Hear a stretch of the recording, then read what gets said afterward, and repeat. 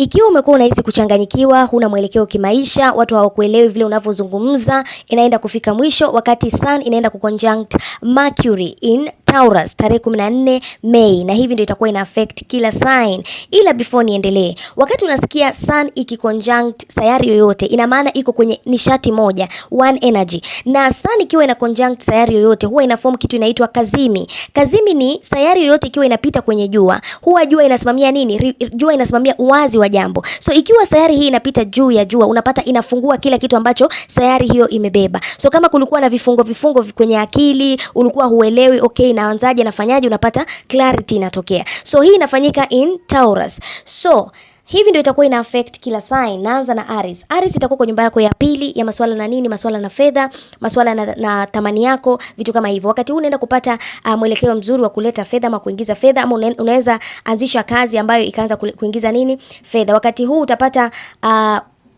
kazi ambayo unafanya inaendana na ama pesa ambayo unaitisha inaendana na thamani yako. Taurus itakuwa kwa nyumba yako ya kwanza. Wakati huu utapata breakthrough katika masuala ya nini, identity yako. Unaweza kupata njia mpya ya kuweza kufanya nini, kuenenda ambayo ita align na identity yako ambayo utakuwa umeingiana nayo. So unaweza kupata clarity kuhusu your real identity. Kama umekuwa unachanganyikiwa, okay, mimi ni nani, nafanya nini, wakati huu unaweza kupata mwelekeo, okay, mimi ni huyu mtu na niko hivi, naendana na kitu ambacho kinaendana na hiki, na kwa hivyo nikifuata hii njia unapata na penya.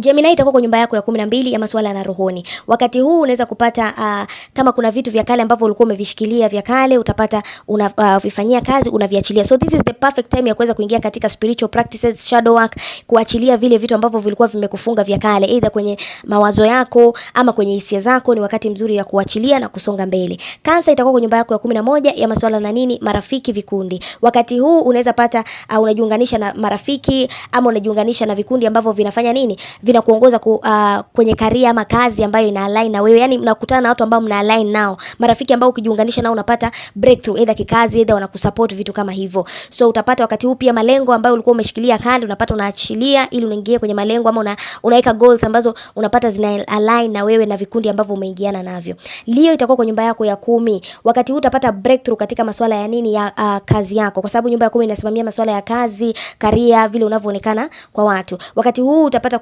kujitambua ni njia gani ambayo inaendana na skills zako ama talanta zako. Wakati huu pia unaweza kuwa na maongezi na wakubwa wako, na kupitia hayo ukapata inaleta nini, baraka kwako, ama inaleta breakthrough, either unapandisha cheo, ama either kuna kitu ambacho kinafanyika katika masuala ya kazini pale, unapata unajulikana, unaonekana. Wakati huu unapata kutokea hapo promotion inafanyika. Virgo itakuwa kwa nyumba yako ya 9 ya masuala na imani na usafiri. Wakati huu unaweza kupata either safiri, kama kulikuwa na vikwamo vya usafiri unapenya, either kama kuna vitu ambavyo ulikuwa unataka kujihusisha na serikalini, vitu kama hivyo, any legal matters utapata pia inapenya wakati huu. Kama kulikuwa na matatizo katika imani yako, utapata unajua ni njia gani ama mwelekeo gani unachukua ili kupenya.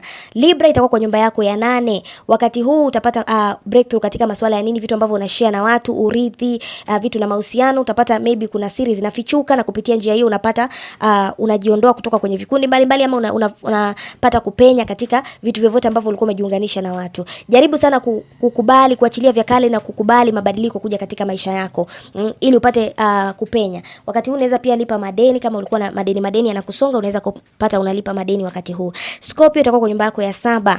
Nyumba ya 7 kumbuka inasimamia nini, mahusiano. Wakati huu unaweza kupata mpenzi wa kale anainuka wakati huu, ama unaweza kupata maongezi yanakuja wakati huu. Kama maybe mlikuwa mnatatizana na mpenzi wako, mnakalisha vitu chini, unapata mambo yanaenda vizuri, mnapata kusongeza mbele mahusiano. Ama unaweza pata maadui wanachipuka wakati huu, either kama kulikuwa na maadui fiche behind the scene, unapata wanaanza alafu kutoka pale unajua ukweli wa jambo, na unapata either unajitoa kwenye hizo vikundi ambavyo ulikuwa umejiunganisha navyo, ama unajitoa kwenye hayo mahusiano, unaingia kwenye mahusiano ambayo inaendana na wewe. Ama maybe kama mlikuwa mmekosana kwa ajili ya umbea, unapata hiyo vitu vinakuja juu, mnasawazisha mambo na mnasonga mbele. Sagittarius itakuwa kwa nyumba yako ya 6 ya masuala daily routines, afya yako na kazi. Wakati huu unaweza kupata unapata breakthrough katika daily routine yako, kazi zako, maybe afya yako kama umekuwa unatatizika katika masuala ya afya, unapata wakati huu kunakuwa na at least nafuu. Wakati huu pia unaweza kupata njia njema ambayo inaweza kufanya nini, kuweza kusawazisha kati ya kazi yako na daily routines zako. Capricorn itakuwa kwa nyumba yako ya 5 ya masuala na nini, creativity, ubunifu, masuala na watoto, masuala na furaha yako. Wakati huu unaweza pata pia unaingia kwenye nini, mahusiano, any new relationship. Pia unaweza kupata unaanzisha maybe ama unaanza kubuni vitu vipya wakati huu na unapata vinaanza kuleta fedha. Wakati huu pia unaweza kupata watu ambao wanajiunganisha na wewe, ambao wanakushika mkono, ambao wanakusaidia katika long term, anything that is long term. Unapata ukianzisha kitu kinapenya kwa muda mrefu, si watu ambao wanakuja kwa muda mchache alafu wanaondoka.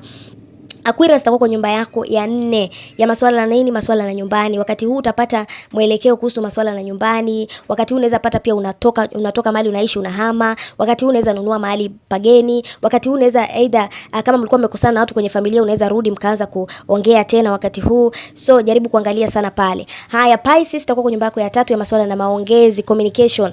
Utapata wakati huu kunakuwa na breakthrough katika masuala ya maongezi, ama unapata ideas nyingi zinakuja kwenye akili yako ambazo zinakusaidia unabuni vitu kisha unapata kupenya, ama unaweza jiunganisha kusoma vitu mbalimbali na unapata kupitia pale unapata kuanzisha either kazi ama kuanzisha kitu chochote, either content creation, uandishi, vitu vyovyote vile ambavyo vitakuwa vinaleta fedha. So wakati huu ni wakati wa most of the time kukiwa na conjunction, ni wakati wa new beginning, mwanzo mpya, ama kuna cycle mpya ambayo inaanza. So wakati huu ni wakati wa kufocus kwa vitu ambavyo vinaleta nini, fedha, maana iko kwa Taurus. Taurus ni kundi ambao huwa inasimamia masuala na fedha.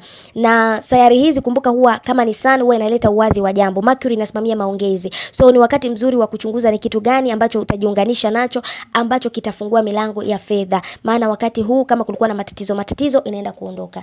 So in case unahitaji monthly reading, bado monthly reading nasoma. Kwa unahitaji nitafute, namba yangu ipo kwenye profile.